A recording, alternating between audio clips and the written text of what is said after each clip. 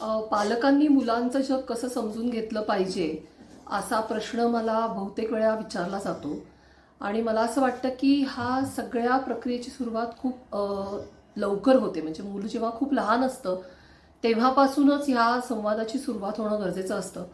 बऱ्याचदा डिजिटल स्पेसच्या बाबतीत होतं असं की मूल टीनेजमध्ये गेलं किंवा प्रीटीन वयात असतं तेव्हा पालक ह्या संवादाला सुरुवात करतात.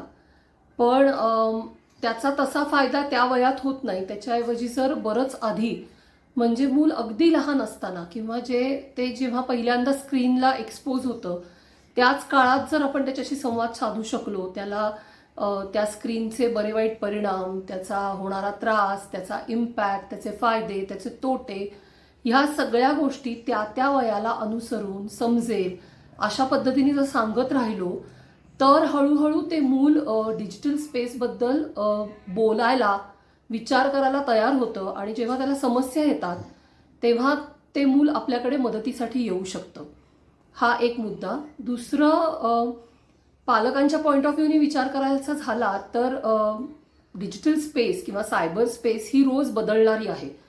त्यामुळे त्याच्यातले सगळे तपशील, बारकावे हे दरवेळेला पालकांना माहिती असतील किंवा त्याच्याबद्दल पालक अपडेट असतील असंही होऊ शकत नाही. अशा वेळेला मात्र संवादासाठी बाहेरच्या रिसोर्सेसची म्हणजे समुपदेशक असतील, शिक्षक असतील, डॉक्टर्स असतील किंवा कोणीही असे व्यक्ती, ह्यांची मदत पालक घेऊ शकतात. ती घेतली पाहिजे. बऱ्याचदा मदत घेण्याच्या बाबतीत पालक खूप साशंक असतात. असं वाटत असतं की आपलंच मूल आपल्याला समजत नाहीये का आणि आपल्याच मुलाशी बोलायला आपल्याला दुसऱ्या माणसांची मदतीची काय गरज आहे. पण सायबर स्पेस सारखे जे विषय आहेत की जिथे सगळंच नवीन आहे आणि पालकत्वाचा कुठलाही आधीचा म्हणजे आधीच्या पिढ्यांनी केलेला अनुभवातनं आलेल्या गोष्टी किंवा तो सिलेबस आपल्याकडे नाहीये, अशा विषयांच्या बाबतीत तरी निदान थोडीशी बाहेरनं जर मदत घेतली तर अनेकदा त्याचा फायदा होऊ शकतो. आणि पालक म्हणून आपण मुलांशी अधिक संवादी ह्या सगळ्या संदर्भात होऊ शकतो, जेणेकरून मुलांच्या मनात काय चाललंय, त्यांच्या जगात काय चाललंय हे आपल्याला सहजपणे समजू शकेल.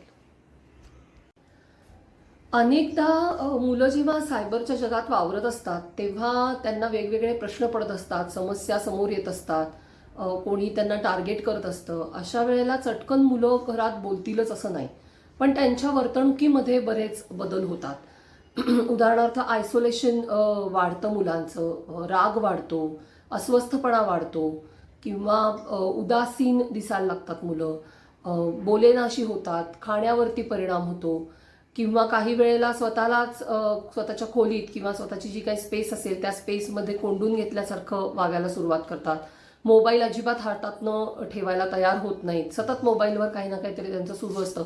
असे अनेक बदल की जे त्या मुलामध्ये आधी आपण बघितलेले नाहीत, आधी आपल्याला दिसलेले नाहीत, असे बदल जर आपल्याला जाणवले, दिसले तर हे बदल जे आहेत ह्या बदलांकडे बारकाईने लक्ष ठेवणं गरजेचं आहे. त्याच्याकडे डोळे झाक करून चालत नाही, कारण हे बदलच आपल्याला अनेकदा सांगत असतात की मुलांच्या जगात काहीतरी चुकीचं घडतंय किंवा ते डिस्टर्ब आहेत, त्यांना मदतीची गरज आहे. आणि मग अशा वेळेला मी मगाशी म्हटलं तसं की अशा वेळेला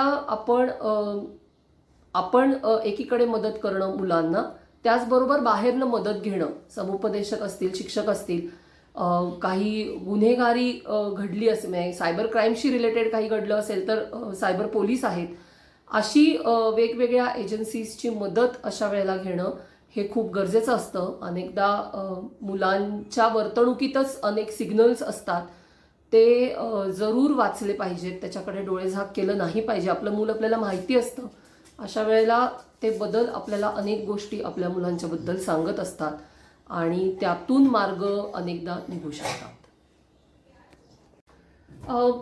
संवाद साधायचा म्हणजे सुरुवात कशी करायची असाही अनेकदा प्रश्न तयार होतो.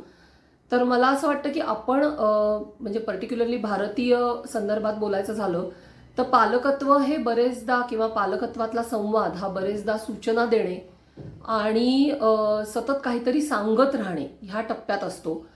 इवन मुलं प्रश्न घेऊन आले तरी पालक पटकन त्याची उत्तरं काढून ती त्यांना त्यांच्या पुढे मांडतात आणि त्यांना त्या उत्तरांची निवड करायला सांगतात.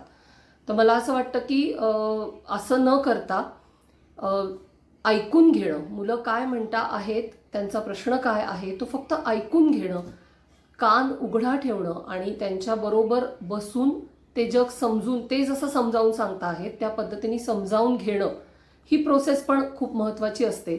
काही वेळेला सतत सूचना केल्याने किंवा सतत मला माहिती आहे तू काय सांगतेस ते असं सांगितल्याने सुद्धा अडचणी तयार होऊ शकतात. दुसरं महत्त्वाचं म्हणजे डिजिटल स्पेसच्या संदर्भात बऱ्याचदा मुलांकडूनच आपल्याला अनेक गोष्टी कळत असतात, कारण ते आपल्यापेक्षा जास्त अपडेट असतात या सगळ्या संदर्भात. त्यामुळे ऐकण्याची भूमिका जर पालक ठेवू शकले आणि समजून घेण्याची, काय ते सांगता आहेत ह्याची भूमिका जर पालक ठेवू शकले तर तो संवाद अधिक सकस होतो आणि त्या जगात काय चाललंय, मुलांच्या जगात विशेषतः ऑनलाईन जगात काय चालू आहे, मग ते सायबर बुलिंग असेल किंवा इतर अनेक प्रश्न आहेत, त्या प्रश्नांची ओळख पालकांना होऊ शकते आणि प्रश्न सोडवण्याच्या दिशेने, अवेअरनेसच्या दिशेने एक प्रयत्न होऊ शकतो.